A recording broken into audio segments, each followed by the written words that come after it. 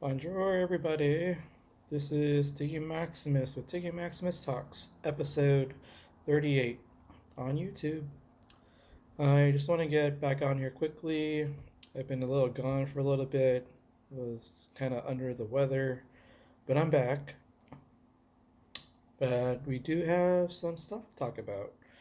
I just want to get on here pretty quickly and give my predictions for UFC 282 and also week 14 of the NFL season.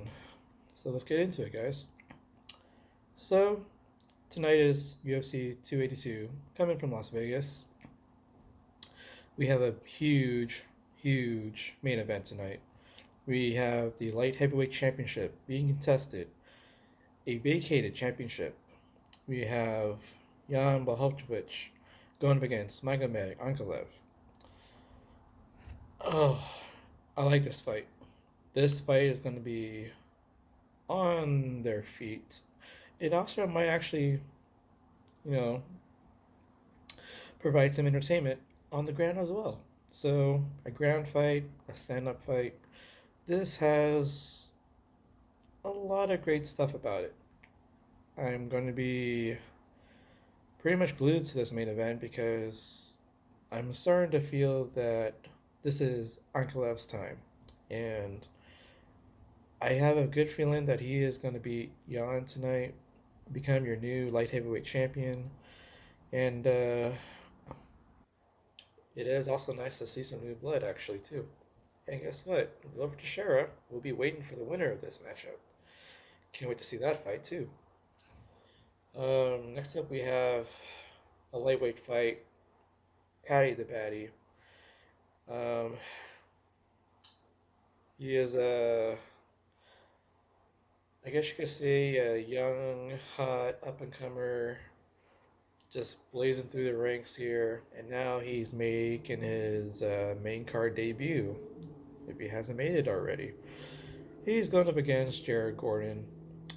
This one, I believe, might be a tough fight. As much as I would like to pick Patty the Batty in this one, but I have a feeling that this is where the hype train might stop, and Jared Gordon might pull out the victory in this one. What else we got? Ooh, we have a catchweight fight. We have Alex Morono going up against Santiago Ponzinibbio. I'm actually a big fan of Ponzinibbio. I've been watching his fights over the years. Um, I have a feeling Santiago Ponzinibbio is going to pull out the victory in this one. But granted, Alex Morono is not a pushover in any means necessary, any way, shape, or form. But this one should be a good 5 or 15 minutes. I don't suspect that there's going to be a finish in this one. It'll go to the scorecards. Um, Next up, we have a middleweight fight between Darren Till going up against Dricus Du Plessis. I like this one. Should be a good, exciting fight. I have a feeling that Du Plessis is going to pull out the victory in this one. There's just something about Darren Till. I just feel like something's holding him back from becoming a great star. But nonetheless, this should be an exciting fight, and can't wait to watch it tonight. And we have an explosive fight to start off the main card, a featherweight fight between Ilya Topuria, undefeated, going up against the 15-1 Bryce Mitchell, who is, I believe, coming off a big loss to um, Benil Darush, if I'm not mistaken. Should be a good fight between the two, but I have a good feeling that Topuria is going to end up with a victory in this one. And, you know, it might actually not go the entire distance. Look for a early, or no, not early. I would say maybe a second round TKO. Um, I like talking about this one here. Is the feature bout of the prelims. We have a young up and comer who has been making a lot of headway here, making headlines. And there's a lot of hype behind this Raul Rosas Jr. coming in at 6-0. He is being paired off with Jay Perrin, who is 10-6. But the fact that Raul Rosas is going to be featured already in your feature prelim in his very first UFC fight, that tells you a lot about this guy. And when I watch this fight tonight, his fight should be coming on around 6:30 Pacific time tonight. So I'll be kind of keeping some tabs on this guy here. He might be your possibly your next big thing actually. Next up on the prelims, we have Jarinzu Rosenstruck, heavyweight. He is going up against another heavyweight, Chris Dawkins. This one should be an explosive fight, but I don't suspect this to go all 3 rounds. I would think that I think I would have Rosenstruck winning by KO in this one. Um, oh, before I forget, I am picking Rosas to beat Parent, by the way. Just remember that. Next up, we have a middleweight fight between Edmund Shabazan going up against Dolce Lugia Ambula. Um, I'm not exactly a big fan of Shabazan, but I have a feeling he might pull out the victory by decision here.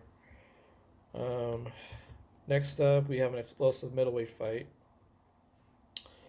Um, we got Joaquin Buckley, exciting fighter, still known for his reverse heel kick that knocked out a fighter not too long ago, making big headlines.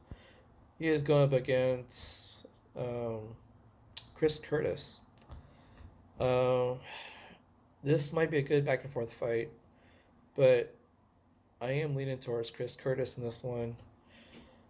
Uh, Next up, we have the early prelims. We have Billy Quarantillo going up against Alexander Hernandez. Um, I may have seen maybe one fight from both of these guys, and I like this fight. I think this fight will probably go the entire 15 minutes, but I am leaning towards Billy Quarantillo to win this one. And we have an interesting featherweight fight. Even money, both sides. We have TJ Brown and Eric Silva. Uh, I have a feeling Eric Silva is going to pull out the victory in this one here. And to open your UFC 282, we have a bantamweight fight between Cameron Simon and Steven Kozlow. And both guys are undefeated. They do list Cameron Simon as the favorite, but you know what? I am going to pick. I guess I'll go with Simon in this one. Something tells me he's going to win tonight. So those are my picks for UFC 282. Follow those picks. Also make some money off of them. And have some fun watching all of them at bars or at home with your friends and family. And make a good night out of it. Now let's get into NFL Week 14. Well, it did start off pretty interesting with the Rams and the Raiders. I did notice there were a lot more Raider fans at SoFi Stadium for this matchup, but the Rams, they were down 16-3. It was 3 minutes to go. Raiders are on a hot streak, had just won the last 3 games, and trying to get themselves into playoff positioning, but something happened. Raiders somehow managed to give up 2 touchdowns in 3 minutes to the Rams, and Rams actually scored the game-winning touchdown with 10 seconds to go. A lob pass to the left side of the end zone, and it was a big shocker. I didn't think the Rams had much going on most of the game. Looks like the Rams were getting sacked, pummeled, and the fact they had only 3 points with 3 minutes left in the game. So what do you expect, right? But somehow Baker Mayfield led 2 touchdown drives in 3 minutes and beat the Raiders. And Raiders may have just eliminated themselves almost. Now, granted, it's not impossible, but it's going to be a tall task. And the Rams, who are your defending Super Bowl champions, I don't think they're going to be making the playoffs anytime soon. They might have just blew everything on the Super Bowl season last season, but going forward, I think they may have mortgaged their future, and it's going to be a long road to be back to being relevant again. Especially a team with so many veterans who are kind of broken. So, all right, let's get into more of Week 14 here. We have the Jets visiting the Bills. I have the Bills winning this one. You have the Browns visiting the Bengals. Browns did beat them earlier by blowout, but the Bengals, I think they got a handle on things. Bengals should beat the Browns. Texans coming to Dallas to face the Cowboys. It's not going to be close. Cowboys will win. Also, by a lot. Ooh, this one a good one. Vikings visiting the Lions. Oh man. Initially, my first thought was going to say Vikings because, for one, they have a better record and they've been consistently, winning. But something tells me a surging Lions team might actually pull off a big win here and beat the Vikings. Jaguars are visiting the Titans, but I still think Jaguars are maybe a year away from contending, so I'm going to pick the Titans here. Um, Eagles are visiting the Giants. Giants, I feel like, are sliding actually. Start off pretty hot, but now they're starting to lose some games down here in the stretch, so I'm picking the Eagles to win. Uh, Ravens visiting the Steelers. Lamar Jackson is not playing. He's actually my bread and butter for my fantasy teams, but unfortunately, I think he's playing. So, fantasy wise, I might have to make some alternative plans and pick up some other quarterbacks who might be doable, serviceable during the stretch here, and might help me with the easy schedule. It might actually push me to another fantasy championship. But here, Ravens Steelers, I think the Ravens squeak by the Steelers. But don't be surprised if Steelers win this one. Um, Chiefs visiting the Broncos. Chiefs should have a handle and win in Denver over the Broncos here. We have Buccaneers visiting the 49ers. Funny, Tom Brady had actually led a 16-3 comeback against the Saints and beat the Saints 17-16 on Monday Night Football. So, but he is going up against a Mr. Irrelevant quarterback here, Brock Purdy, the very last pick of the 2022 NFL Draft. And he is now starting for the 49ers, and he looked pretty good in relief last weekend. So I have a feeling the 49ers might actually beat the Buccaneers in this one. Won't be a blowout, but I think they're going to pull off a close, hard-fought victory. Next up, we have Seahawks hosting the Panthers. I have a feeling Seahawks are going to win a close one here. And then you have your Sunday Night Football matchup. You have the Dolphins visiting the Chargers at SoFi Stadium. This game was flexed into primetime, which is another primetime game for the Chargers. For some strange reason, Chargers make every single freaking football game close and exciting, knowing that no matter if the team is crappy or really good, they just make the game just exciting. I like that feature in a team like the Chargers, but it gives a lot of people a lot of heart attacks and a lot of stress. I'm surprised I don't have a full head of gray hair by now, but just a few strands. So, but I think the Chargers might actually win this one. They know they've had a string of primetime games and some games where they kept it close, but I think the Chargers might pull off a victory here against Dolphins. You do have two of the bright futures in Tua for the Dolphins and Justin Herbert for the Chargers. It should be a fun matchup between two elite quarterbacks. And, you know, given that this might have been the last good crop of quarterbacks to come out from the draft, and every single one after may have been okay, might be needing some more seasons under their belt, but Tua and Justin Herbert, they can hang with the Mahomes and Tom Brady's out there and Joe Burrows. So honestly, 2020 might have been the last great quarterback class until proven otherwise. But yeah, I got the Chargers beating the Dolphins in this one. And then Monday Night Football, we got Patriots visiting the Cardinals. I used to be a big fan of Kyler Murray, but I still feel that he's kind of a little bit undisciplined and a little immature. So I think with Mac Jones and Bill Belichick, they might find a way to beat the Cardinals on Monday Night Football and keep their playoff hopes alive. So, and also the fact that the Patriots are actually on level with the Chargers, so they're both chasing the New York Jets for that final playoff spot. So we got a few games left. So those are my picks, guys, for NFL Week 14. Enjoy the football games tomorrow. Enjoy the fights tonight, and keep enjoying the World Cup. We're down to our final four. Um, England just lost to France. Harry Kane just missed a penalty kick late in the game, giving the victory to France. Then you have Morocco. Morocco beat Portugal and Ronaldo to make it to the semifinals. And you had a close penalty kick shootout between Argentina and Netherlands. Argentina kept their composure, even though they blew a 2-0 lead, but they still finished them off in penalty kicks.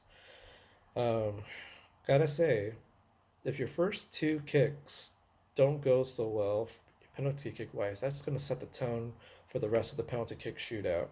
And that was pretty much the case in the Netherlands Argentina game. Argentina, very poised, kept getting their penalty kicks in. I think they missed one, maybe. But Netherlands, mentally, they got into their own minds and they missed the first two. And that already set a tone for Argentina to take the victory in the penalty kick shootout. So, and the other one, Croatia beat Brazil. Number one, Brazil. The favorites to win the World Cup. Croatia beat Brazil. I can't believe I'm saying that, but it happened. So, and that happened in penalty kicks too. And Brazil also mentally messed up themselves and messed up the beginning of their penalty kicks. And Croatia, being very poised, just made sure they won and got that. What was it? Um, they had the lead by one, and Brazil needed to score a goal in the penalty kick shootout. I believe in the the fourth round of kicks, and Croatia finally missed one, so it gave a chance to Brazil to try to tie it. No, wait, no. Correction. Brazil needed to make the kick to stay within one, with one more kick to go, but it was going to end if Brazil was going to miss that kick. And guess what happened? With a score 4-2, I believe, and Brazil was up to kick with their fourth kicker, and well, well, Brazil fourth kicker hit the sidebar, and they lost, I believe, 4-2, or could have been 3-1. Anywho, main thing is Brazil is gone. So is Portugal. And your final four in the World Cup 2022 in Qatar is Argentina versus Croatia and you got Morocco versus France. I don't know if anyone had that Final Four anywhere in their World Cup bracket, but I'm pretty sure no one had it. um, but yeah, it should be an interesting one. I would say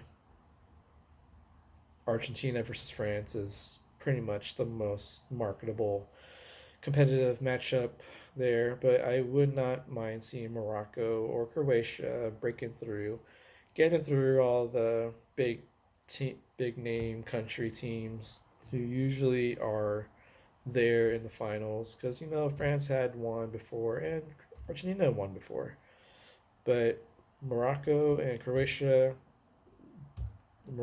never been this far for any African nation team ever to make it this far, but they've made it. And Croatia, well, if I remember correctly, I think Croatia was facing France in the World Cup final. Didn't go so well. France technically is still your defending World Cup champions, but uh, if I had to make a prediction here, I would say Argentina and France will meet each other in the World Cup final, and you know what? I would say maybe Argentina might actually be back on the mountaintop and beat France for the World Cup. So, anywho, guys, that's enough for me. Enjoy watching the World Cup, NFL football tomorrow, UFC fights tonight. Oh, before I forget, I actually did go to Pali Wine for a comedy show down in Little Italy, downtown San Diego. Great venue, great lineup. Um, First time seeing Pman. Uh, he was the headliner. I thought his comedy was, I think it was 8.4 out of 10. And then you had Nick Flair, solid 8.2 out of 10. You also have Melissa Wiseman, thought she was a 7.7 out of 10 with her comedy. Um, Also had Mike Freeman. I thought his was like, what did I say? Um, 7.5 out of 10. Anywho, Pali Wine does have a great wine selection. Some good food too. Um, I managed to get a surf and turf tagine, which had your steak and shrimp on three mini skewers, and it was on a bed of like, uh, I believe it was like Moroccan beans, maybe some cauliflower mixed in there with some veggies. It was a good plate. I actually liked it. So, and it, very decent, good, you know, staff that wait everybody, and it's a nice patio set up for the comedy show with Kash Komedy. So, I would recommend going there. And if you have some time to kind of blow off and you want to get in some wine or just simply want to enjoy a comedy show, Pali Wine is usually hosted a comedy show usually on Wednesday nights. So, and I think you would have to reserve yourself a spot if you're going to call in, or just use the Talk app, which is what they use to reserve spots for dining in or just to get in for the comedy show. So I totally recommend it. Right, guys. Again, gotta get ready. Watch the fights tonight. Also get ready for the football action tomorrow, and also be mentally ready for the remaining 3 games of the World Cup. So, all right, guys. Have fun. Be safe. Talk to you guys later. Tiggy Maximus out.